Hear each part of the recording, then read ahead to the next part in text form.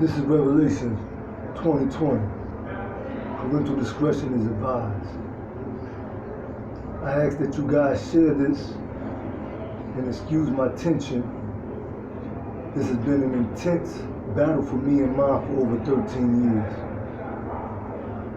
And a war I've known all my life against oppression. I'm in hopes that my sacrifice and contribution is noted. And I demand my release. Mind you, some of these people would actually tell on Harriet Tubman. I'm King You. This is probably a story like none you have ever heard. They say it costs to be the boss. So the game is to be sold, not to be told. But what's the price? What do you have to pay? I'm going to tell you right now, as a New Year's gift, I'm going to make an exception to the rule. You pay attention. This is for the ghettos and the single mothers who need a man to explain the gravity of the reality that they live in to their seeds as only a man can. I come as the enlightener, and I encourage all able, honorable bodies to be aware and to aid and assist. But first, I show and prove that I'm a political prisoner held, hostage, and unlawfully detained for over a decade. I'm not incarcerated in accordance with any lawful process or standard, and embracing my rights as a private citizen. I warn Florida Department of Corrections that it has no jurisdiction over a person in such circumstances. Therefore, any retaliation for this video is criminal. And I'm charging $1 million per day if I'm placed in confinement, and $1 million per official involved.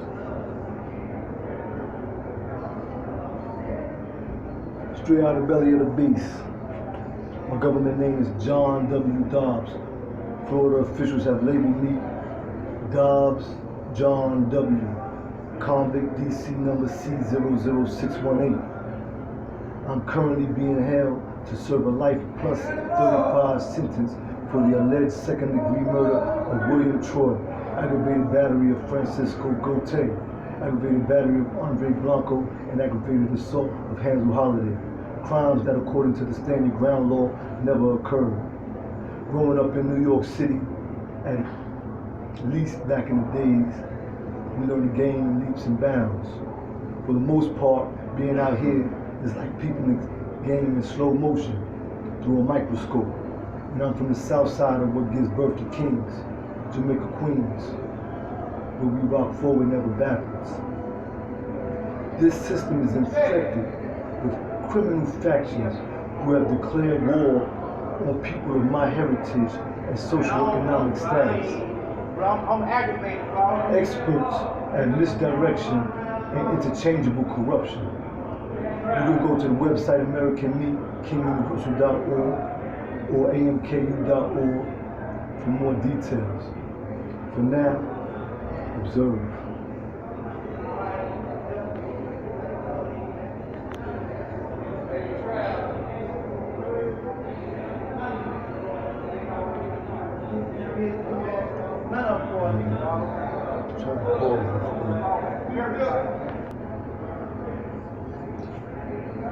This is my DC.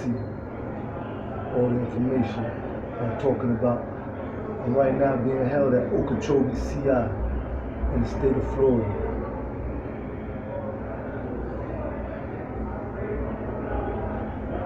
Anything you want to see, pause and zoom in on it.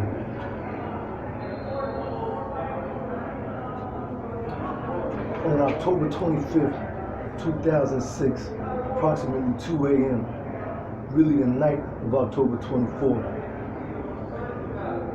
me and a girlfriend of mine, who I was with for 2.5 years, lived with me, and we were real close, real tight. We came out here to visit my kids. We were here for a day and a half. On that night, we went to a strip club, probably in Orlando, about 25 minutes. Okay, now, my kids, they live out here. I hadn't seen them in a while. 2 weeks before this took place, I had a dream that my son, who was 11 years old at the time, was being railroaded. So me and his little brother, in my dream at least, went to the courthouse to try to get him out and all this. And I woke up, and I hadn't seen him in a while. I hadn't seen him in about a year. Okay, and it was because I had habits that would have caused it to be unhealthy. So I wanted to grab better control of myself, and I also figured that the time would allow their mother to realize, the folly of her ways as well. And, we would have been able to work things out. We'd been together for a long time, and we had a beautiful relationship at one time, considering we both come from the streets and the poor. That's how. Anyway, so now I got this new girl with me. We've been together for a while.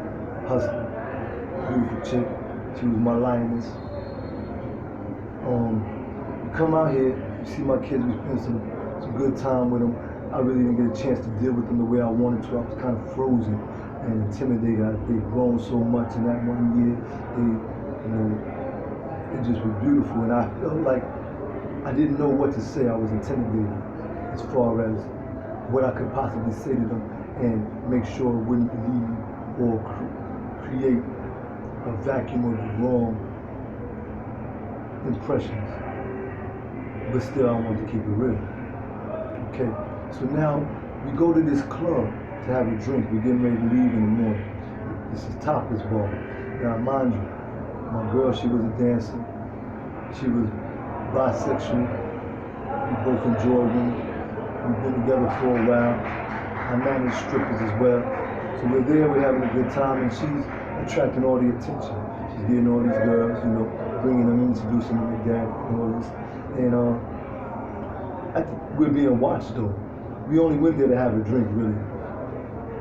Okay, so basically we're there, like I said, 25 minutes. There's a guy, he comes around, he asks where the hoes at, this, that, and the other, because he sees my girl locking down the chicks and putting the numbers in the phone and them wanting to come with us and all that. It was actually a female that was there, and her name was Deanna. My girl's name was Deanna. We never met another girl named Deanna. Not her in her whole life, me either, right? One time there was a girl named Deanna on the phone. She worked, I guess, for the cable company or whatever, something like that. And they were tripping out over having the same name. It's a rare name, okay? At least, where I was from in New York. Okay, now she meets this girl, they come out the bathroom, they're happy to meet each other. The girl had been crying, she stops crying now, she's laughing with my girl. I could tell that, you could see her wiping the tears. She was a waitress there. She was actually 19 years old. And she was actually 19 years old. And she was a beautiful looking Caucasian chick, big breasted. Okay, so they meet and they're telling me and they're enjoying the fact that they have the same name. My girl says, hey, how old are you? Because I'm the first Deanna. And then the girl says she's 19 and, pulls out her ID, and my girl pulls out her ID, and they find out that they're also a day apart. One was born April 8th and one was born April 9th. Okay, so they're tripping over that. The guy comes over to the table. Hey, what do you got? What are you laughing at? What's so funny over here? And my girl being sociable and me being used to being in that type of environment. Not only did I manage strippers, but I promoted strip clubs and things like that. I made music. It was things I was doing to try to keep myself out of trouble at the time. That's just the way it was. That was my thinking at the time. So she says, we have the same birthday and the same name. So he says, so I say, now I'm not looking at him. You know, his back is to me. I mean, he's facing me, but my back is to him. I'm facing the stage, and I'm looking at the dancers on the stage. So he says, so, and I say, hey, you know, they just enjoying themselves. They got the same birthday, same name. You know what I mean? Just to let them know that there's a man with them. And I pretty much didn't pay attention to him. I turned back like this to say it, and I didn't even look and see his face. I just saw his body, and I didn't even look at him clearly because I didn't want to give him the impression that I was trying to intimidate him. Because I'm a street guy from the streets of New York, and sometimes I get intimidated. But I'm also very, I guess, polite, and sometimes that's taken for a weakness. So anyway, like I said, eventually when we're leaving, he steps up and says, hey, where the hoes at? I say, I'm not from around here, why don't you tell me? You know what I mean? So then he looks at the girls who are standing a few feet away. You know, my girl got two of them, and she's talking about coming with us to dance in the places where I take my dancers to dance in Atlanta and New York and Miami, right? So he says loudly towards them, hey, no, he says, where the hoes at to me again. And I say, just because my girl calls me daddy doesn't mean I'm a pimp, right? I say that so that these women can hear it as well, right? Because she had the big daddy's girl t-shirt on and all this stuff, right?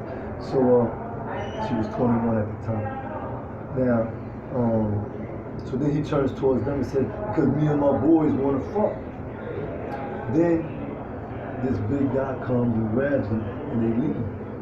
So we leave about a minute later after we finish exchanging numbers and all this and making plans for us to catch up because they're planning on leaving with us in the morning, man. You know, my girl, she works amazing things. Okay, anyway, two of them were waitresses there. Okay, this is the club. This is the incident. Okay, you might have to zoom in for this, all right? I have to pause and zoom in for this. This is how the Orlando Sentinel classified the incident as a murder off rip. No possible chance that it could have been self-defense with me fighting 5 guys, right? Okay.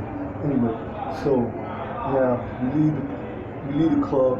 We see this guy who I didn't know was with all these guys, but they're standing by a truck. Okay, first of all, let me establish this is not snitching because nobody's going to prison for my statements right now. I'm the one in here, right? What I'm doing is allowing the public to understand what's really taking place, okay? And what's really going on out here in Florida, all right?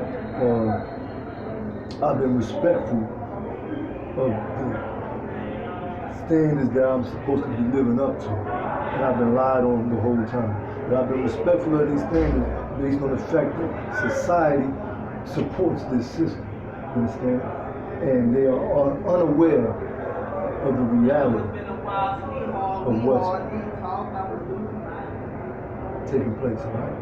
Anyway, so we walk to the car. So now, when I get past these guys, we're walking, and say, hey, you need security to walk you and the girl. Now he was asking me about the girls and all this type of stuff, so I took it as a compliment, and I just waved, you know. Got my girl by the waist, and walking to the car. When we get to the car, I open the door, I pop the door for her to get in on the passenger side. I stopped to open up a Black & Mild. This is when I used to smoke Black & Milds. Okay, I stopped to open up a Black & Mild. I'm getting ready to get in the car. I got 1 foot in, 1 foot out. I'm getting ready to take a seat, hand on the steering wheel. She says, Daddy, look, one of them's walking over here now. Now really, in Orlando, the clubs close at 2 o'clock. I'm used to 4 o'clock, okay, or better. After hour spots, all that type of thing, right? So I'm figuring these guys could tell me maybe where I could get some trees. It's not something that I share in court as far as the trees, right? But it's something they can let me know what's going on, if there's any after hour spots out here, whatever. So I walk around to the back of my car. Now in the back of my car, I got like 100 of my CDs. I had just put out a new CD, which had about 5 songs on it. And I had about 100 copies of that. So I'm thinking, you know, it's a starting point for a conversation and maybe for us to find out what else is happening out here. Anyway, I noticed that the guy that's walking over though, he's walking, stomping back and forth. And I didn't say this part at the trial because I forgot, but he had his fist balled up. So I said, hey, I hope you're not coming over here to fight because there ain't gonna be no fighting. And when I said that, I was putting my hand like this in the air, and he actually swung.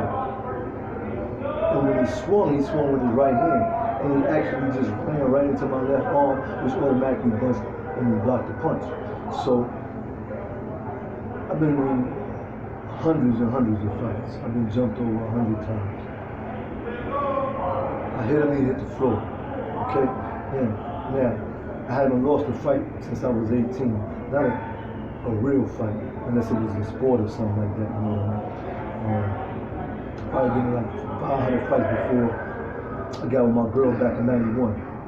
She actually slowed down what I was dealing with. You know what I'm saying? The way I was moving, because I was spending time with her and her family, and trying to be a man and talk man stuff to them, and you know, all this type of stuff, and caused me to think a lot more. You know what I mean? And we got together about a week before her 14th birthday, or something like that, and I was 16. Okay. Yeah, like I said, I've been in hundreds and hundreds of fights back then. And I haven't lost one since. My man, Ray Pacheco, put it on me, and my partner, you know what I'm saying? But he won the fight. I started the fight, he won the fight. I was mad because he kissed my girl.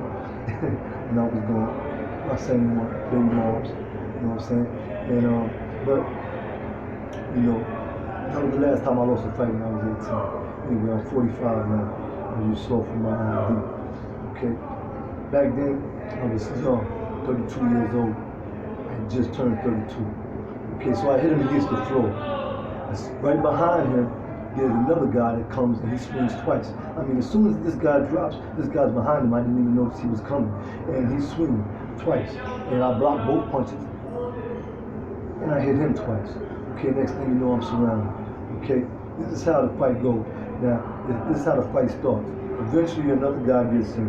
This is the guy who dies. He's third or fourth in the fight. I don't even know how you could charge me with murder when I'm fighting 2 or 3 guys before this guy gets in the fight. Okay? The guy who hit the ground, he even admits that after he hit the ground, he got up, ran at me, grabbed me from behind, and started hitting me. Okay, this is what he said. The other guy says after he saw his friend hit the ground, he ran at me, swung twice, missed, and you know, I hit him. Okay, eventually I stabbed these guys. Yeah, all right. So be it. That's what happens. You understand what I'm saying? You know, I'm fighting for my life. Actually, these guys were actually, the guy when he was coming, he was actually headed towards the passenger side of my car.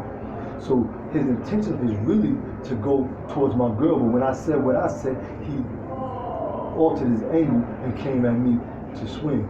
Okay. So now, like I was saying, Orange County, they declared it a murder off the rip. The newspaper, I guess, were protecting this guy, these people. The guy who died, his family, his father owned law firms at the time, or was a partner in his law firms at least. You know what I'm saying? I believe, this is what I heard, this is what I was led to believe, being locked up in several different states. Okay, right now, as far as what I understand, he's semi-retired, operating out of a law firm in New York, upstate, and he's an assistant law professor at Cornell University. Okay, he's a very influential guy. One of the other guys who came into the fight, not the first, second, or third guy, but the fourth or fifth, he actually had a $2 million trust fund, from my understanding. Okay, now, as far as I know, the guy who died, William Troy, whose father's name is William Troy III, he was Caucasian and black mix, or Caucasian and Hispanic mix, because his mother was kind of tan, but his father was clearly a Caucasian man. All right, this is not about race. Okay, I want this to be understood. This is about class. Okay, race is just something that the manipulators and oppressors of class use as an excuse and to cause people of a lesser class of their own race to have a target and feel better than. Okay, so it's really not about race, but there are racial issues in this. Okay, so what I'm going to do right now, I'm going to show you what I put in the courts, and when I show you this, it's going to let you know many of the facts that establish my innocence. Matter of fact, first though, before that, I'm going to tell you my progress through the system. Okay, now, when I was in the county jail, there's certain things that's going to be covered in here, so I'm going to skip them. I'm going to put it like this. I had a bunkie, and me and him decided, he was a Puerto Rican dude from New York also, who was locked up out here in Blue Diamonds. Me and him, we were talking about how Florida, you're seeing people go to jail. I mean, they got no evidence against these people, and they're just, these people are being convicted, and we're sitting here looking at the paperwork before they go to these trials, and we're finding out what's going on in the trial, and these people are still being convicted, and everybody's telling me Florida's about money, Florida's about money. So me, I'm saying, hey, these people know that I'm innocent. All the evidence shows that I'm innocent. Nobody's made a claim against me that was criminal. Everybody said that was involved in the incident initially said that they just came in to help a friend. Okay? Now, so I decide, hey, when I go to this next hearing, which is a pre-trial hearing, what I'm going to do is I'm going to charge $350,000 a day. Now, I'm charging $350,000 a day because I'm expecting them to release me, and I'm hoping to be able to capitalize on at least a day's work for that $350,000. I got 3 kids. I was going to put $100,000 aside for each of their college funds and future. I was going to use $50,000 to get back on my feet because I lost everything by that point. Okay, just a few months and I was out of there, right? Murder trial, I couldn't afford an attorney, so forth like that, you know.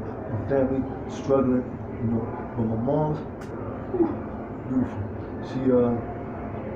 She came through for me, man. She came through for me, not in the financial manner that you know, you might be thinking about. She is on disability and been on it for a while. But she came through for me because of principles that she installed in me. You know, they say we're at war with principalities and higher powers. Okay, well, it's principles and tapping into your higher power that you use to combat those principalities and higher powers. Okay, my mother is a woman who strictly adheres to her principles. Okay, and she actually, I love you, Mom. Okay, Queen Mother, very, very official. Okay, check this out. Now, what I'm gonna do, I said that also during my sentencing, I added $1 million to what I was already charging. All right, right here is the amended version of a complaint that I filed in the 9th Judicial Circuit of Orange County, Florida. Right there, you can see the case number 2018-CA-010-658-capital letter O.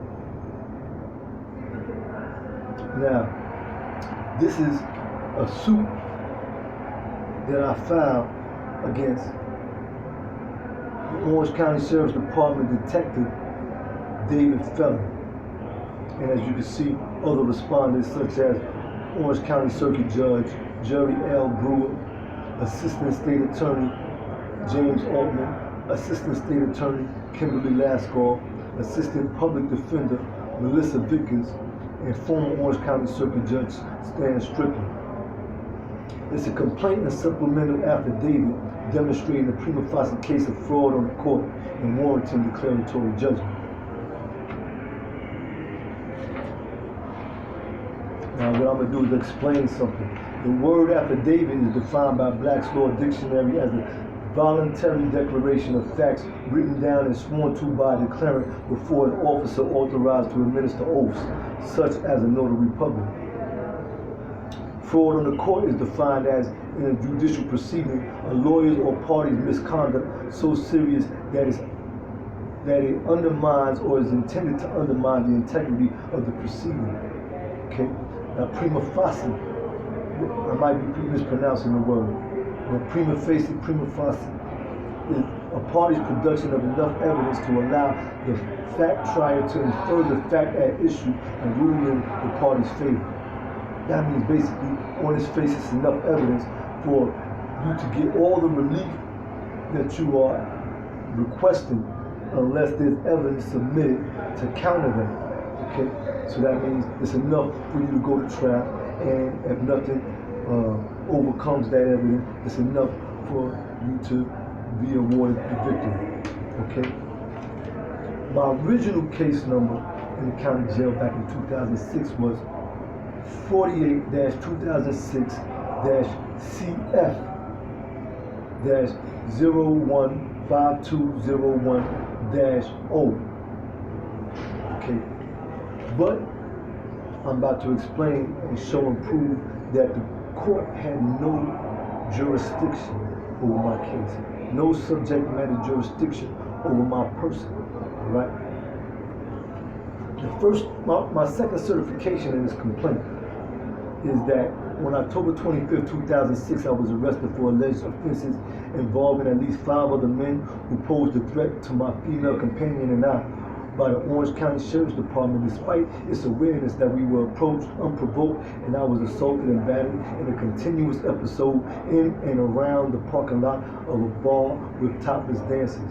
At least 3 of the no less than 5 men were highly intoxicated. At least 4 of these men were convicted felons. The first person in the fight was actually on probation, and in the state where you're arrested and put in prison for police contact, for any type of police contact when you're on probation, basically it's unusual that I was the only man arrested. I was the only man classified as a black or African American, and the only man arrested despite at the time my uncontradicted demonstration of justifiable use of force. Neither of the no less than 5 men were arrested, and neither they nor the 4 eyewitnesses provided any evidence contradicting my claim of defending myself and another. Despite the fact that no complaint was made against me, Detective David Felon disregarded Florida Statute 776.032's immunity clause and his duty to act in accordance with the conclusion of a reasonable person's assessment of the totality of the circumstances standard. This is clearly shown in his response to my exasperated question to him during his interrogation of me, where I asked, "What do you think happened?" And he answers, "You get into a fight with 4 guys, you pull out your knife and go to work." Thus, despite his own reasonable conclusion, along with that of crime scene investigator Allison Wright, who responds to my question, "Have you ever heard of anything like this?" And she answers, "Self-defense, yeah." At the same interrogation, while photographing my multiple injuries and the assessment of the original detaining officer, Deputy Herbert McCardle, who refers to me as the victim twice while testifying at the adversary preliminary hearing on December 22nd, 2006, Detective David Felon commits fraud on the court by alleging probable cause. You see, Florida Statute 776.013 Section 3 was the stand your ground law. That's where it was located, at least in 2006. I'm not sure. I believe they might have changed the statute that refers to the stand your ground law now here in 2019 and 20. Okay. Let me show you, for example, why my statement was uncontradicted.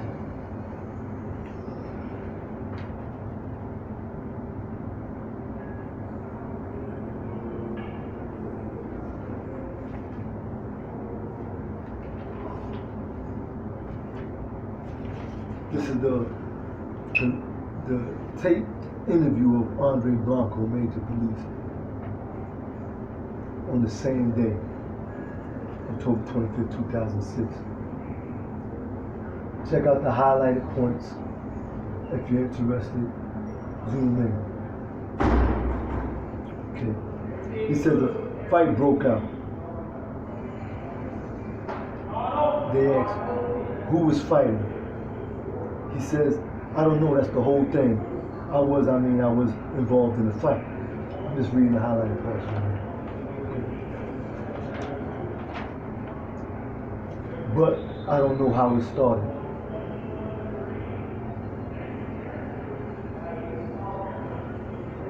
Now, did you see William Troy in the fight? Not even, he says. He says, but I came to help. I don't even know why the fight started. I'm just helping a friend for whatever reason. Okay, they asked him, now after the fight broke out, you ran over there, right, to help? Yeah. I don't even remember getting stabbed. That's how I just drunk or, okay. Now this is the first guy in the fight. Eventually he's forced to make statements against him. I believe that initially these guys were just worried about covering their own asses. So they all say that they came to help a friend. Okay, now, they were initially interested in covering their own asses, like I said. And some of them were probably even trying to adhere to the gangster code at one point in time and, not incriminate anybody. But eventually, I guess this guy was told he would have to say something because he's on probation. And the rest of them were trying to say, hey, we're not going to be the ones to say that we started it, and we're not going to let you blame it on William, okay? But at the same time, it came out that the dude Francisco Gote and Andre Blanco actually worked for both William Troy and Anthony Riolano, okay? The one with the $2 million trust fund. Okay, so these people were probably the first two guys in the fight who happened to be, as I found out later because I didn't know who these guys were, Andre Blanco and Francisco Gote. They were actually employees of these other two who probably sent them over there, and they probably figured that they was going to make quick work of me, okay, which has never been the case. Anyway, okay, I'm gonna move on to the third certification. I certify that the submitting of the instrument alleging to be a charge and affidavit in absence of being sworn to before a person authorized to administer oaths by detective felon to legitimize the arrest and detainment demonstrates fraud on the court, as it in fact does not qualify as an affidavit. I'm going to show you this real quick.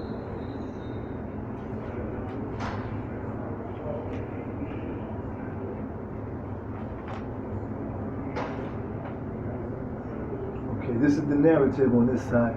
Sorry, it's small. This is the way I have it right now. And the highlighted parts is just showing that they're not notarized. You see right here, this is the charge and affidavit. This is what Detective Felon gave to the judge to hold me and for the judge to say, hey, well, the judge said he's not giving me a bail. I was never offered a bail. I was never, offered plea deal. In fact, even when I requested a trial by a judge, knowing that a judge would have to adhere to the law, and I wanted somebody to be culpable for what they were doing to me as I saw myself being railroaded, they say that the state could object to that and deny that, and they did, and they had a jury trial in which I knew that a jury could be fooled easily regarding the law, and we're going to go into that later on. But right now, as you can see, this was signed by Corporal Dewana Pelton. She is not a notary public, a judge, a captain in the military, or anybody to take oaths who's authorized to administer oaths. Okay, so this is actually a void instrument. Two officers signing this does not qualify as an affidavit. So there was actually no affidavit. Okay, now.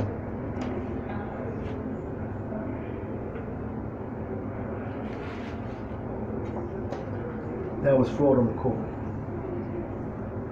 I certify, this is number 4, that the court docket titled Case History Register of Actions for case number 48-2006 CF-015201-letter O gives notice while referring to me by my county jail inmate number 06048638 that my October 25th, 2006 detainment and processing was not based on an actual complaint, as the clerk alerts the court that none was filed. Let me show you. For some reason, they've been doing this in my case a lot, putting the dockets backwards. I think that's some type of code for some type of secret society thing. This is just my opinion. You know, that alerts them that this case is special and not to be treated as the usual. Okay, so what I have to do is show here, this is the actual case docket, but I have to go to the last page to find the first entry. October 25th, 2006, complaint filed, none. Okay, complaint filed, none. Highlighted, see that? Okay. Proceed. Okay. This demonstrating, thus demonstrating that any allegation of having probable cause to detain or seek prosecution against me by any officer of the Orange County Sheriff's Office, officer of the court, or prosecutor on behalf of the state, including the first appearance hearing findings of Judge Jerry L. Brewer, especially in light of my self-defense claim, manifesting fraud on the court, as the demonstrable evidence illustrates that I was charged with crimes that never occurred. Okay. Years after this George Zimmerman, Trayvon Martin case pops up. They don't even arrest this guy. Okay. The stand your ground law allows for someone to shoot a person who's coming at them with the intentions of great bodily harm, the commission of a forcible felony, or killing them. It doesn't necessarily have to be killing them, okay? But it allows for them to use deadly force, okay, to prevent this from happening. That means that you don't have to actually be getting your ass beat to use that force, okay? You have to be reasonably in presumption that this is going to happen, where reasonable minds would agree, okay? So, me, myself, I was cut 6 times by these dudes, okay? And by the end of the fight, I was probably hit over 50 times, okay? Now,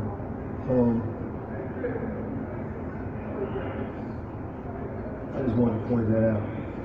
And there's some things in the German instructions that we're going to go over, and you'll find out that they're probably not putting this in anybody's jury instruction except for minorities. But we're going to get to that, okay? My 5th certification, I certify that the designated Assistant State Attorney, James Altman, alleged to have signed the charging information on November 20th, 2006, acted outside of his authority at the time, having failed to have taken his oath of office and thereby perpetrated fraud on the court. I certify that Assistant State Attorney James Altman allegedly signing the charge information in good faith after having received testimony under oath from material witnesses which, if true, would constitute the charged offense is false, and his signature in submitting of the information to the clerk was done manifesting fraud on the court. Now I'm going to show you this.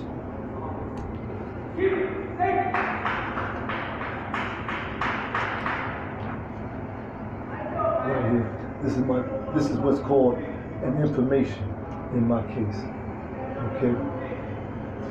Now, I'm showing you this one specifically because this is probably what they're showing on the record right now, okay? And here,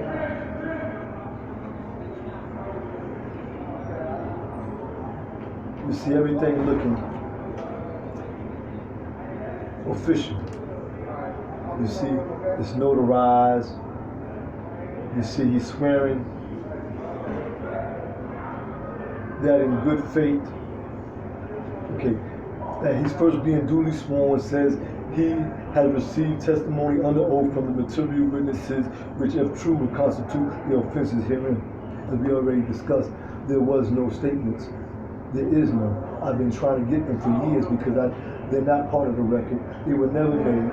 And I'm trying to figure out, you know, how this man could sign this and say this, right? But that's not the whole. Okay, so there's no statements that he has to verify. There's no depositions. Okay. Now I'm going to show you this. As you notice, this is stamped here, November 20th, 4:37 p.m. Now this right here is the charging information that I had originally, and it's stamped here as being filed on that date.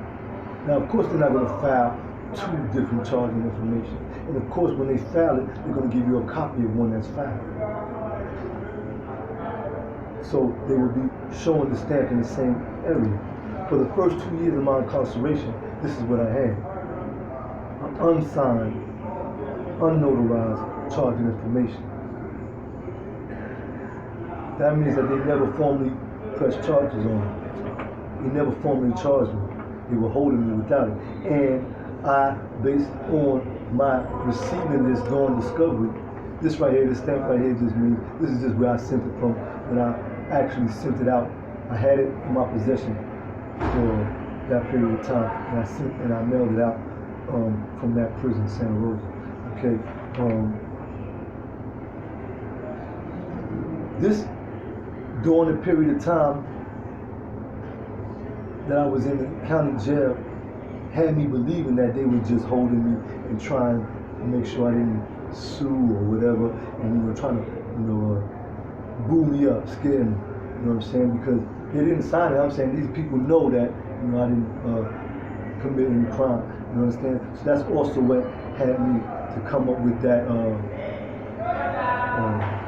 fee that I charge for my time.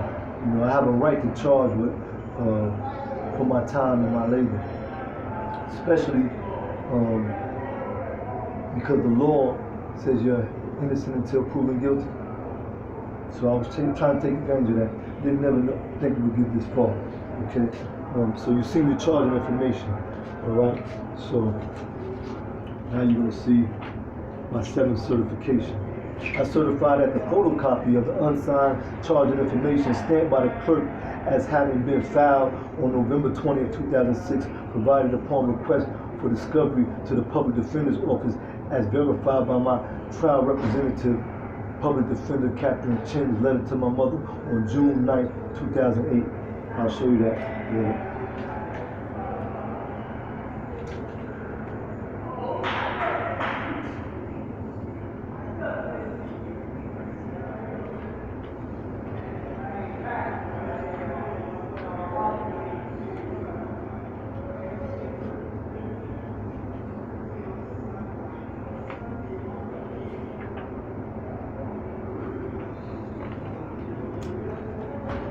Look at the highlighted parts again.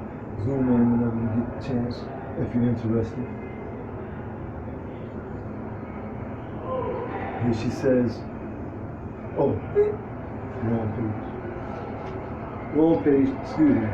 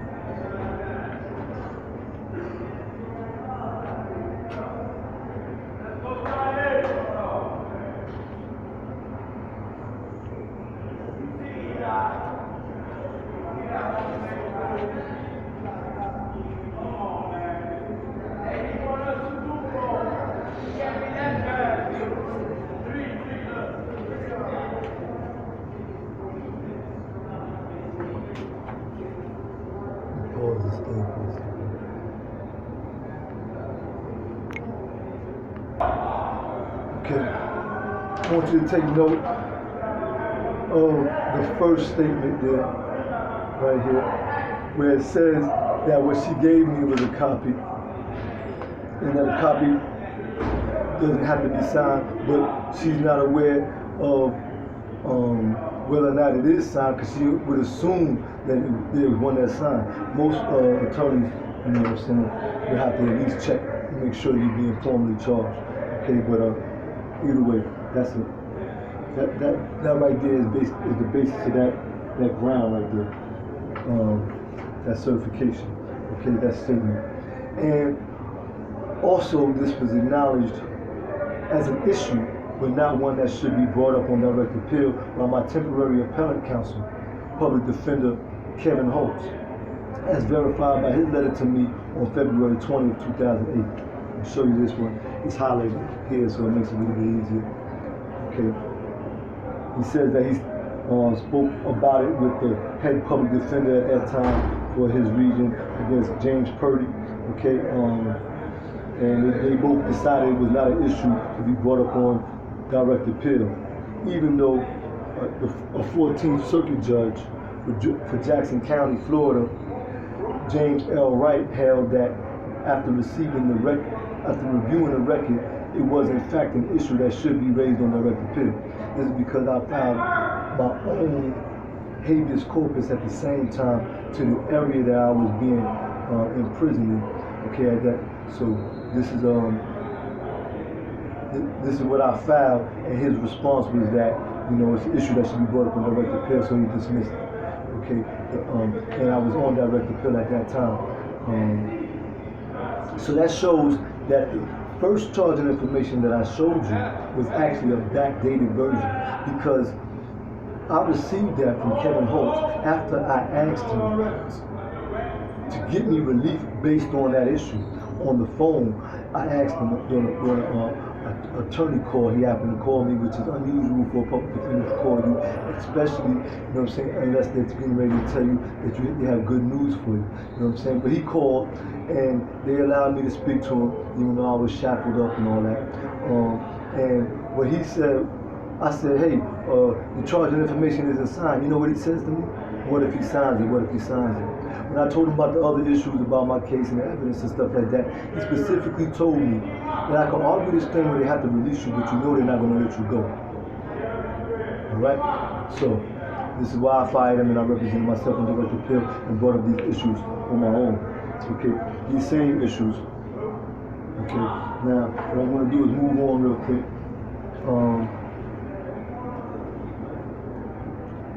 That manifest fraud in the court, by the way, that backdated charging information, as well as the signature without his signing it under oath, saying that he received statements which were not made at that time. Okay. I certify that in light, this is number 8, I certify that in light of the fact that former Orange County Circuit Judge Stan Strickland silenced my objection to the information and my request for dismissal based on the fact that no complaint or evidence of culpability was submitted by the alleged victims, right after I specifically invoked the protection and immunity of Florida Standing Ground Statute 776.013 Section 3 at the beginning of the December 22nd, 2006 adversary preliminary hearing, and used my affirmative defense against me, finding probable cause, claiming that the standard was only for him to hear information that leads him to believe I was the one involved, despite the preponderance of the evidence, the absence of demonstrable evidence supporting the count 3, and absolutely no evidence being presented in support of counts 1, 2, 4, and 5. I was prevented from effectively participating in the actions against me and further victimized by fraud in the court. Okay.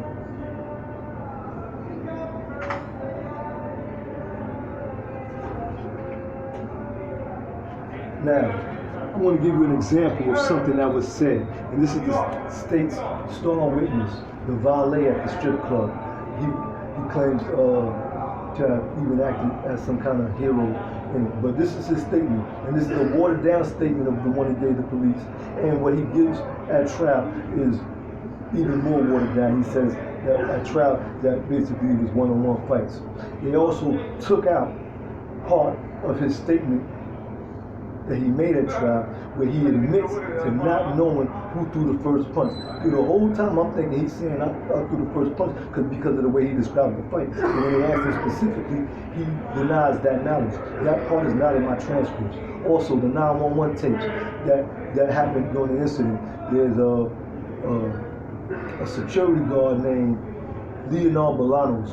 He was there at the time. It was his first week, so he wasn't really familiar with the fact that these guys were regulars at the club. Okay, and I believe that the club may have took efforts to protect these guys based on what I read in the newspaper article. Okay, because they were regulars and I wasn't. What he says, the police asked him, did he see a knife? And he says, no, that didn't happen until after we went to call the police. Okay, so now he's saying that I was fighting multiple people before there was a knife involved, before he saw anybody bleeding. He went to call the police because I was being jumped. Okay, now that's not something that I do. I take my liquor and I keep on moving. You know what I'm saying? But this is what he did. You understand what I'm saying? And that means that there's a 911 call which would verify and exonerate him. Okay? So anyway, man, let me show you what this guy, Philip Westfall, the valet, says though. Okay, during the adversary preliminary hearing where they found probable cause. Just look at the highlighted parts. You know what I mean? Check it out. He says, okay, let me give you a chance to lock in, pause it, zoom into the highlighted parts. Okay? And that's what I'm going to read. Alright? The black male fighting the first gentleman.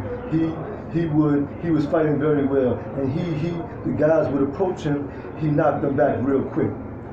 Okay, then another guy would come at him, and he would knock them back real quick. But these guys kept coming, right? Yes, ma'am. They kept approaching the black male? Yes, ma'am. And they kept trying to fight him as well? Yes, ma'am. This is the next page. And they were trying to swing punch the black male, right? Yes, ma'am. Okay. Now I'm going to skip to the next page, and this is where they go into the evidence of the alleged murder.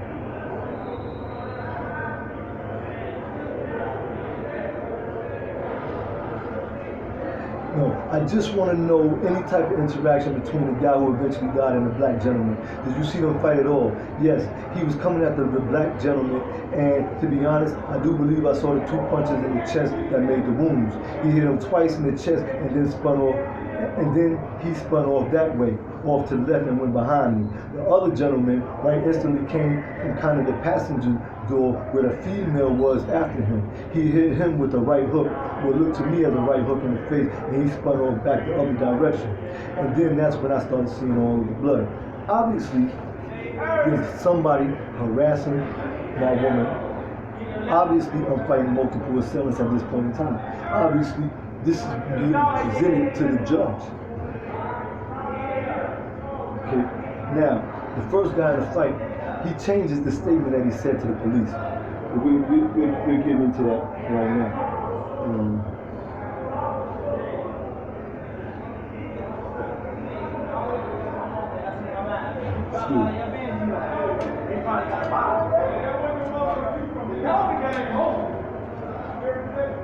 I certify that alleged victim Andre Blanco makes the only sworn criminal accusation against me, starting with his December 22nd, 2006 adversary preliminary hearing testimony alleging the altercation initiated with me parking directly next to his vehicle, jumping out, lunging, and stabbing him in the face.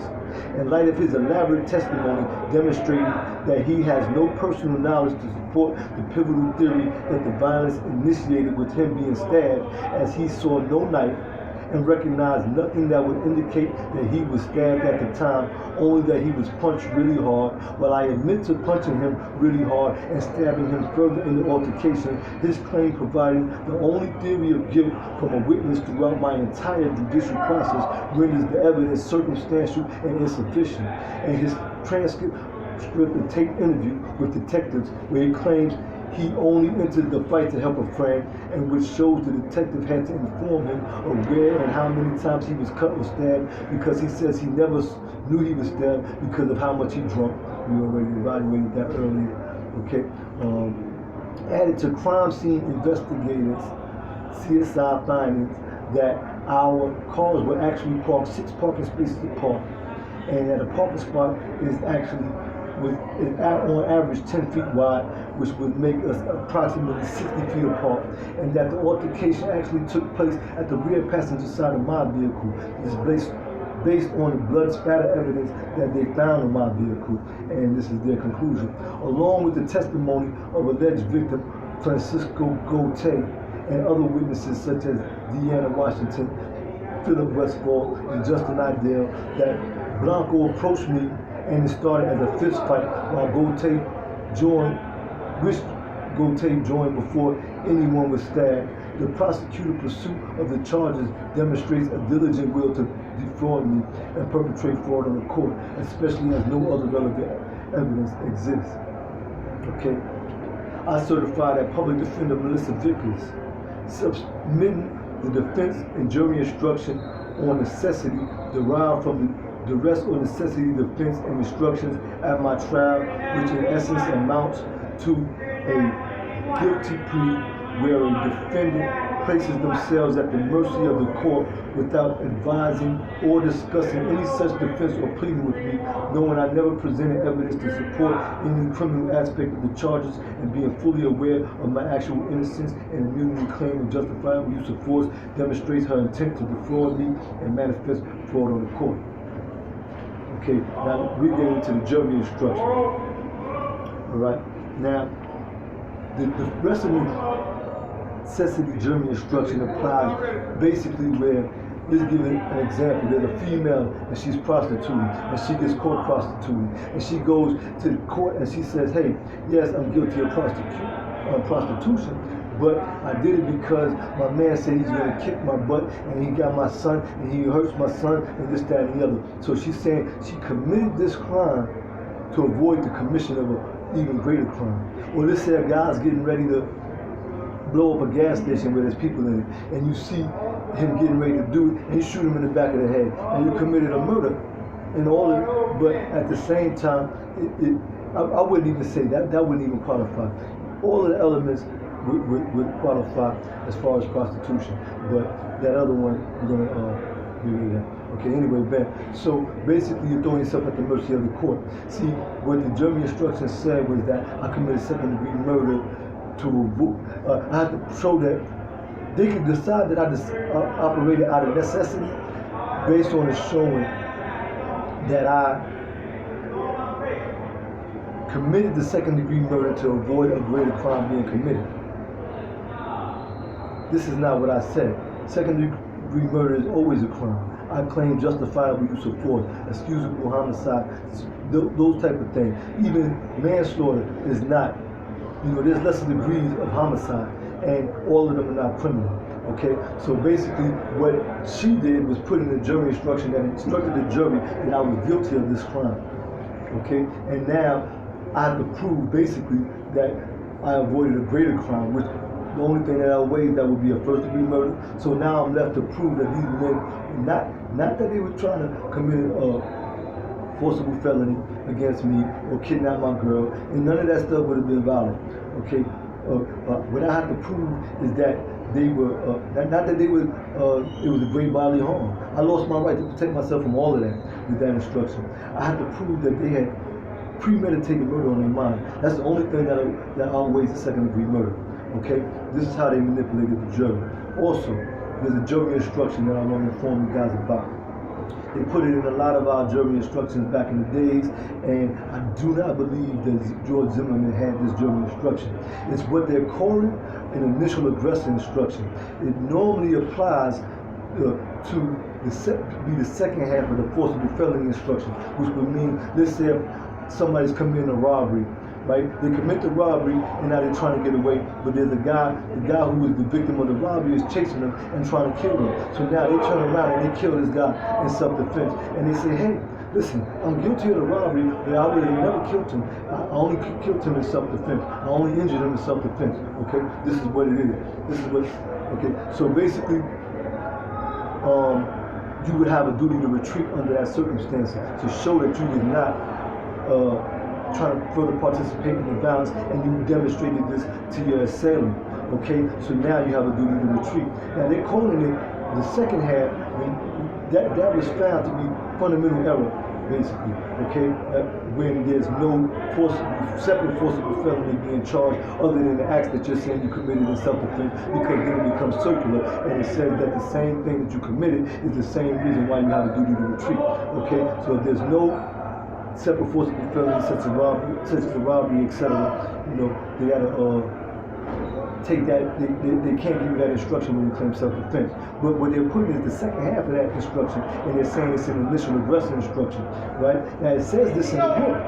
It says that it's an initial aggressor instruction, but when they put it in our jury instructions, it's not saying initial aggressor. It's telling the jury that it's initial provocation instruction. I mean, that if you initially provoked it, then you have the duty to retreat and so forth. So it takes away your right to stand your ground. Okay, now let's say, I'm standing my ground. The word provoke means to irritate or annoy. When you look it up, it doesn't necessarily mean that you're the initial aggressor. Okay, your girl will hold you back a lot of times and say, "Hey, baby, don't provoke them. Let's just keep going." Something like that. You standing there saying, "Hey, don't come over here with no bullshit." You know what I'm saying? I'm gonna defend myself. They might consider that being provocation. So that means you could lose the right to stand your ground for standing your ground, because you're annoying, you're attacking. I mean, basically, this is something that the jury could interpret, you know what I mean, that you should have left. This is something that was repeated during my trial by the prosecution, that I should have left, okay, even though I had the right to stand my ground. So they confused the jury as to the law. All right? Now, basically, I wanted to cover that because I guarantee that there's a lot of minorities who received that in their jury instructions, and the argument was presented but not properly to the Florida Supreme Court, okay, as far as that being fundamental error. Okay, it wasn't argued the way I just described it, as far as the actual definition of the word provoke, without the word aggressive being put in the jury instruction to tell and instruct the jury that this means that you're finding him to be the initial aggressor. You see, they're saying just provoke. Okay, so I want to clarify that. I bet you George Zimmerman didn't have that in his jury instruction. I guarantee you he would have never won in trial. Okay, I certify that prosecutor for the state, Kimberly Lascoff, practiced a law before the court, acting as an assistant state attorney in my case without having at the time taken the oath of office, manifested fraud on the court. I certify that prosecutor Kimberly Lascoff, this is number 12, I haven't been mentioning the numbers lately, but this is number 12, okay? Kimberly Lascoff knowingly used perjured testimony from Andre Blanco, as demonstrated in the contradictory statements and fabricated evidence he offered in his statements pointed out in the number 9 certification of this complaint and supplemental affidavit. She also must be held to have been aware of his statements to detective that he did not know what happened between William Troy and I. Also, his adversary preliminary hearing testimony that he never saw William Troy and I in a confrontation. Then his uncorrected trial testimony that he saw William Troy and I wrestling and scuffling, at which time William is on the ground. Evidence unsupported by any corroborating evidence, and the first and only demonstration inferring Troy at a disadvantage or as the victim. She also perpetrated fraud in the court with the opening statement that the altercation initiated with Blanco and I in a fighting stance, abandoning Blanco's testimony and the only theory of guilt submitted by an alleged victim, misleading the jury as to what she set out to prove, what she was burdened to prove, and misleading me as to the accusations I'd be defending against. Then further in closing arguments abandoned all prior theory and evidence by making fraudulent claims asserting I was mad and fired up. The only thing I was finding it necessary to protect was my ego, building off her entirely fabricated verbal exchange between Deanna and I. She made up some comments that she said we were saying, like we had a conversation in the car about this thing before the incident popped off. Okay. Also, that Blanco's friends came to rescue him based on information they each denied having, and the conflicts in their stories really didn't matter, and rather demonstrates their honesty. Telling the jury I cut myself rather than being cut by my assailants, as I testified by what witnesses say I was being struck by that may have been a key or a ring. You see, the witness, one of the security guys, Justin Idell, he said that he saw me being hit with something. He said it was a key or a ring. If you can't distinguish that, that just means to him it was something shiny and he's trying to protect him. Okay? I was cut 6 times. Alright? These guys had a knife or razor or whatever. I saw something I believe to have been a knife. Okay? The evidence is, the proof is in the pudding. Okay? She contradicted all her witnesses and alleged victims to get a conviction. The statements like the only time they start to engage in a brawl is after I start to stab and cut all of them. All of them said that none of them saw a knife. If it wasn't for me saying I had a knife, there'd be nobody saying that they saw a knife at all. Okay? Now, they all noticed after the altercation that they were stabbed. Nobody knew they were stabbed. These guys were all drunk. They didn't even know that they were stabbed. Okay?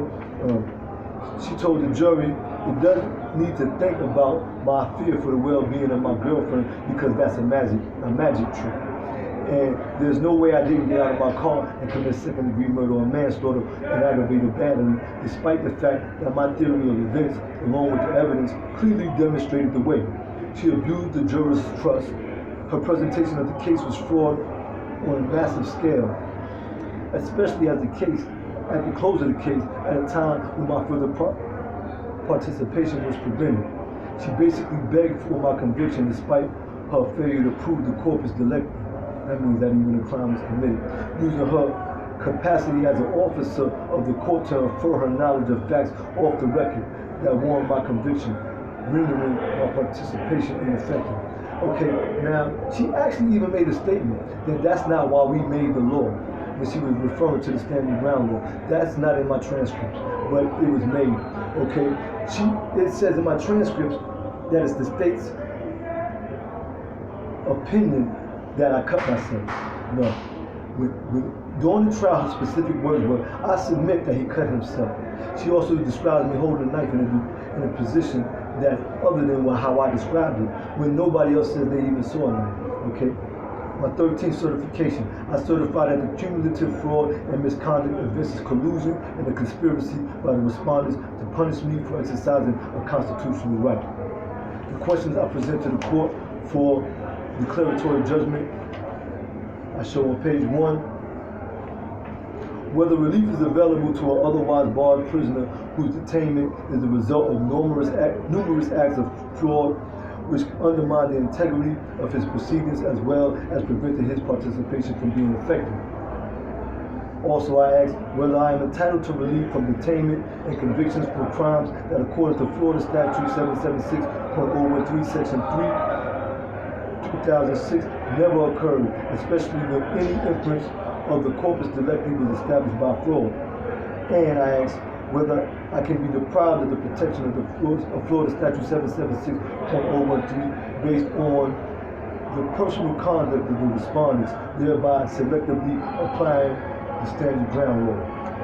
There are many other errors in my case. You'll be amazed. I don't have the time to share them with you right now. What I want to do is take this to the next level. Okay. Now that you're fully aware of my status as a free man in accordance with the Constitution, and that I'm only in prison